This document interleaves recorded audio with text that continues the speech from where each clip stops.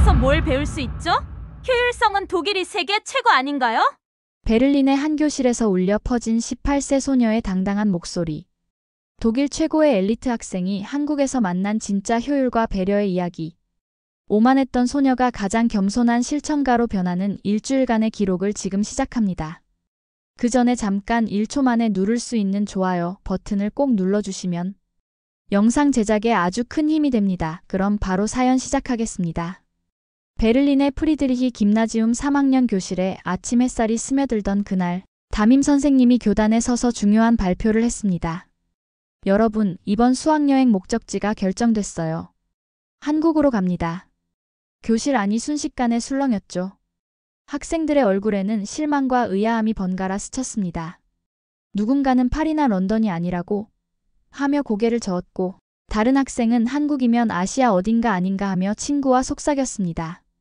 그때 안나 바움가르트너가 손을 번쩍 들었습니다. 수학 올림피아드에서 금메달을 따고 과학경시 대회에서도 1등을 차지했던 그녀는 반에서 누구보다 목소리가 컸죠. 선생님, 한국에서 대체 뭘 배운다는 건가요? 효율성이나 기술력은 독일이 세계 기준 아닌가요? 안나의 목소리에는 확신이 가득했습니다. 독일의 정시성, 독일의 공학기술, 독일의 체계적인 교육 시스템. 이 모든 것이 세계 최고라고 믿어 의심치 않는 18세 소녀였으니까요. 작은 아시아 국가에서 우리가 뭘 배우겠어요. 시간 낭비 같은데요. 담임 선생님이 차분히 설명하려 했지만 안나는 이미 마음을 닫아버렸습니다. 옆자리 친구 소피가 그래도 새로운 문화를 경험하는 거 아닐까 하고 말했지만 안나는 코웃음을 쳤죠. 문화라니, 우리 독일 문화만큼 체계적이고 합리적인 게 어디 있다고. 방과 후 학부모 회의에서도 분위기는 비슷했습니다. 안나의 어머니를 비롯해 몇몇 학부모들이 의아해했죠. 굳이 저 멀리 아시아까지 가서 뭘 배운다는 건지 모르겠네요. 차라리 스위스나 네덜란드로 가는 게 교육적으로 더 의미 있지 않을까요? 그날 저녁 안나는 자신의 방에서 한국에 대해 간단히 검색해봤습니다. 인터넷에서 본 몇 장의 사진과 기본 정보들. 그녀의 편견만 더욱 굳어졌을 뿐이었죠. 역시 별로 볼 게 없네. 이런 곳에서 뭘 배우라는 거야. 11시간의 긴 비행을 마치고 인천공항에 도착한 순간 학생들의 눈이 휘둥그레졌습니다. 공항 로비의 깔끔함과 질서정연함이 예상을 훨씬 뛰어넘었거든요. 바닥은 거울처럼 반짝였고 안내판들은 직관적으로 배치되어 있었습니다. 가장 놀라운 건 사람들의 행동이었어요. 아무도 지켜보지 않는데도 자연스럽게 줄을 서고 서로를 배려하는 모습들이 곳곳에서 펼쳐졌습니다. 입국 심사대 앞에서도 새치기하는 사람은 한 명도 없었죠. 심지어 아이를 동반한 가족이 지나갈 때는 자발적으로 길을 내어주는 모습까지. 안나는 이런 광경을 보며 내심 당황했습니다. 독일에서도 질서는 잘 지켜지지만 그건 규칙과 감시가 있기 때문이었거든요. 하지만 여기선 아무도 강요하지 않는데도 모든 게 자연스럽게 돌아갔습니다. 와, 정말 깔끔하다 소피가 감탄했지만 안나는 애써 무덤덤한 표정을 지었어요. 그냥 돈 많이 들여서 만든 시설일 뿐이야. 우리 미넨 공항도 못지않다고. 하지만 마음 한구석에서는 미묘한 균열이 시작되고 있었습니다. 화장실 시설의 세심함, 곳곳에 배치된 휴식 공간의 편의성, 그리고 무엇보다 직원들의 친절함까지. 이 모든 게 단순히 돈으로만 설명될 수 있을까 하는 의문이 스물스물 고개를 들었거든요. 공항 셔틀버스를 기다리는 동안 한 할머니가 무거운 짐을 들고 계시는 걸 본 젊은 남성이 자연스럽게 도와드리는 장면을 목격했습니다. 할머니는 깊숙이 고개를 숙이며 감사를 표했고 젊은이는 미소로 답했죠. 그 순간 안나는 뭔가 설명할 수 없는 감정을 느꼈습니다. 독일에서도 친절함은 있지만 이렇게 자연스럽고 따뜻한 건 좀 달랐어요. 다음 날 아침 서울 지하철을 처음 이용하게 된 학생들은 또 다른 충격을 받았습니다. 플랫폼 전광판에 표시된 열차 도착 시간이 초 단위까지 정확했거든요. 이번 열차 1분 30초 후 도착이라는 안내가 나오면 정말로 1분 30초 후에 열차가 들어왔습니다. 독일 기차도 정시성으로 유명하다고 하는데 한 학생이 중얼거렸지만 실제로는 독일 기차들도 종종 지연되곤 했죠.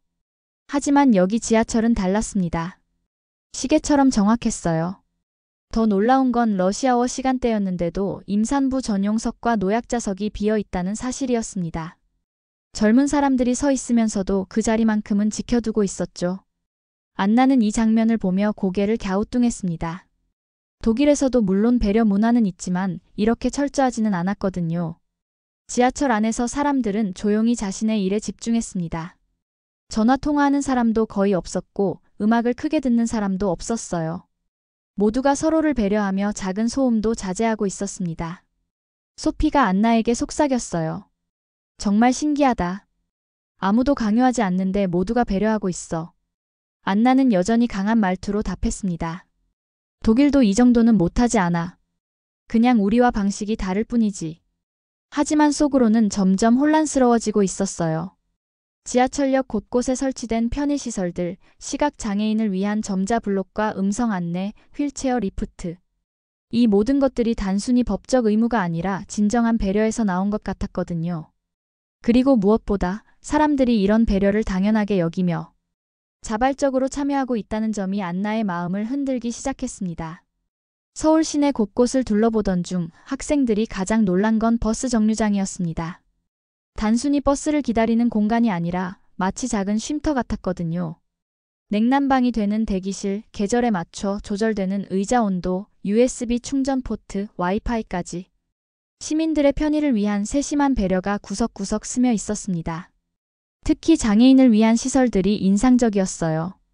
휠체어 접근이 용이한 경사로, 시각장애인을 위한 음성 안내 시스템, 그리고 키 높이에 맞춘 다양한 안내판들까지.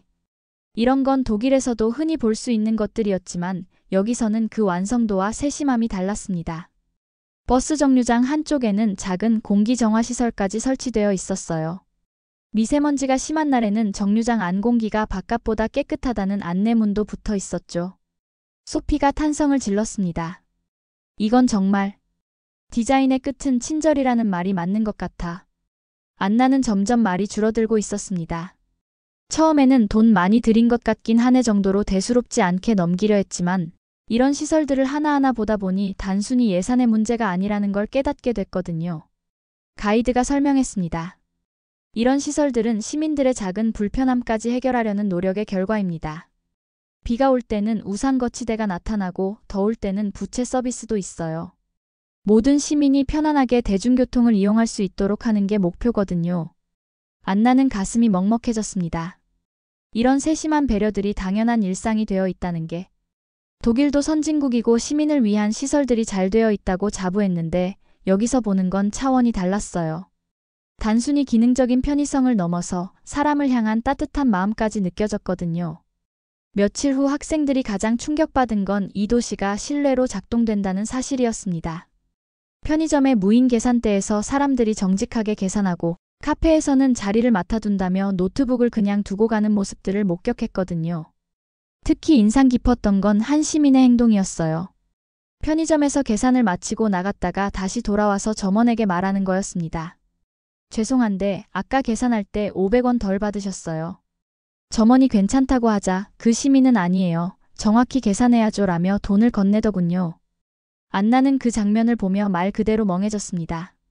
독일에서도 정직함은 중요한 가치지만 저렇게까지 하는 사람은 많지 않았거든요. 더군다나 아무도 보지 않는 상황에서 스스로 돌아와서 고백한다는 게. 지하철역 분실물 센터에서 본 광경도 놀라웠어요. 매일같이 수많은 물건들이 주인을 찾아간다는 설명을 들었습니다. 지갑, 핸드폰, 심지어 현금까지도 그대로 돌려준다는 거였죠. 담당 직원이 말했습니다. 대부분의 물건들이 주인에게 돌아가요.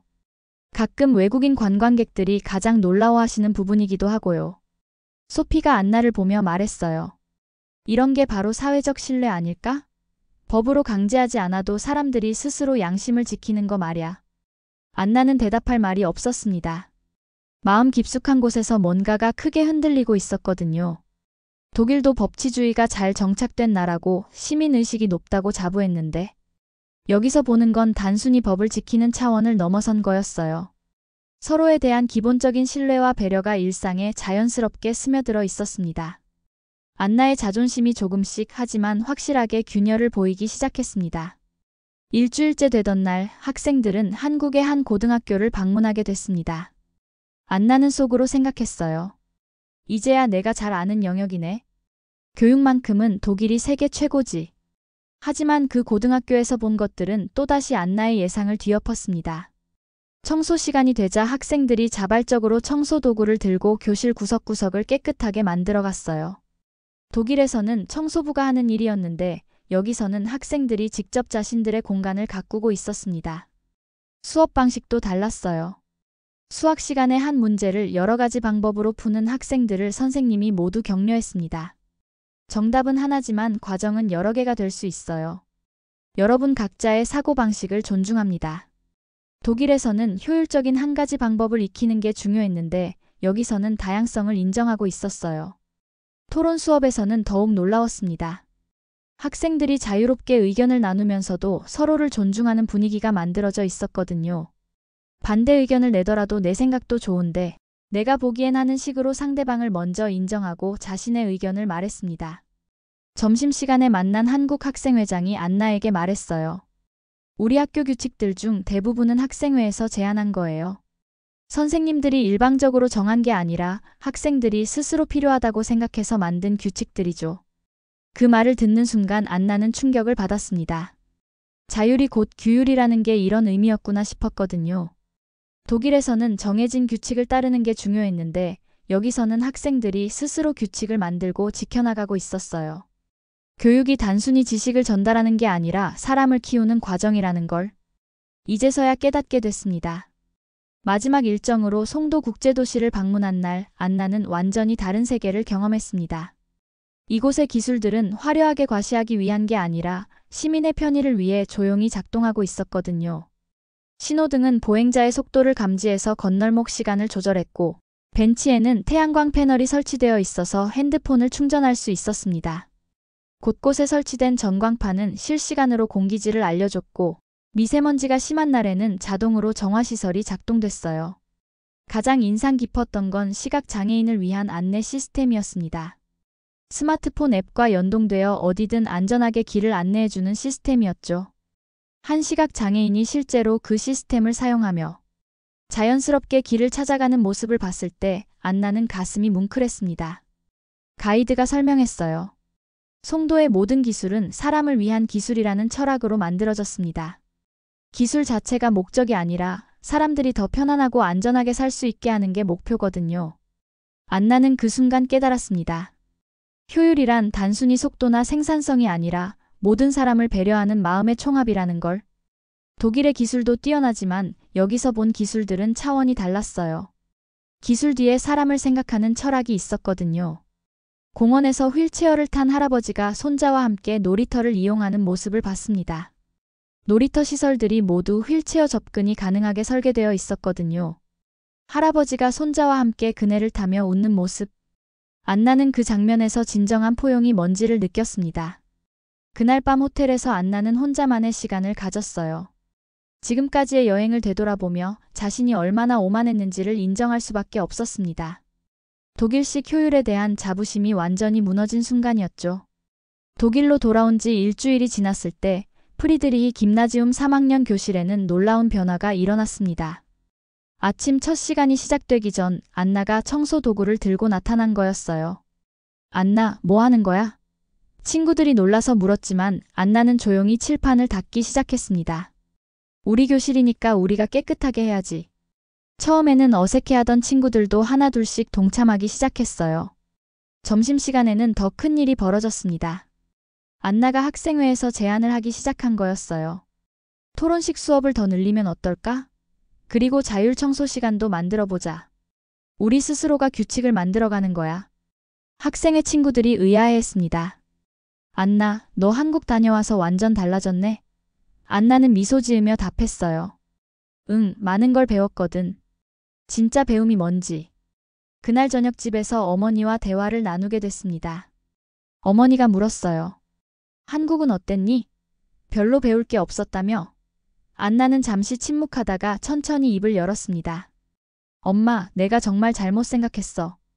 우리는 지금까지 규칙을 외우고 효율을 추구하는 데만 집중했는데 정작 서로를 존중하는 마음은 놓치고 있었던 것 같아. 한국에서 본 건 단순한 기술이나 시설이 아니었어. 사람을 향한 진짜 배려였거든. 어머니의 표정이 진지해졌습니다. 안나가 계속 말했어요. 효율이 목표가 아니라 배려가 목표일 때 진짜 효율이 나온다는 걸 배웠어. 그리고 규칙은 지키는 게 아니라 스스로 만들어가는 거라는 것도. 몇 주 후 안나의 변화는 학교 전체로 퍼져나갔습니다. 학생들이 자발적으로 청소에 참여하고 토론 수업에서는 서로의 의견을 존중하는 문화가 자리 잡기 시작했어요. 선생님들도 놀라워했습니다. 이런 변화가 한국 수학여행 덕분이라니 정말 신기하네요. 안나는 이제 확신했습니다. 진정한 선진국이란 기술이 발달한 나라가 아니라 사람을 소중히 여기는 마음이 발달한 나라라는 걸. 그리고 그런 나라를 만들어가는 건 거창한 정책이 아니라 바로 자신 같은 한 사람 한 사람의 작은 실천에서 시작된다는 걸 말이죠. 영상 시청해주셔서 감사합니다. 오늘의 감동만만세 사연 어떠셨나요? 감동적인 이야기가 여러분의 가슴에 와닿기를 바랍니다. 여러분의 뜨거운 의견을 댓글로 남겨주시고 이 영상이 여러분의 가슴을 울렸다면 구독과 좋아요 그리고 공유를 부탁드립니다. 대한민국의 위대한 이야기가 더 많은 사람들에게 전해질 수 있도록 함께 해주세요.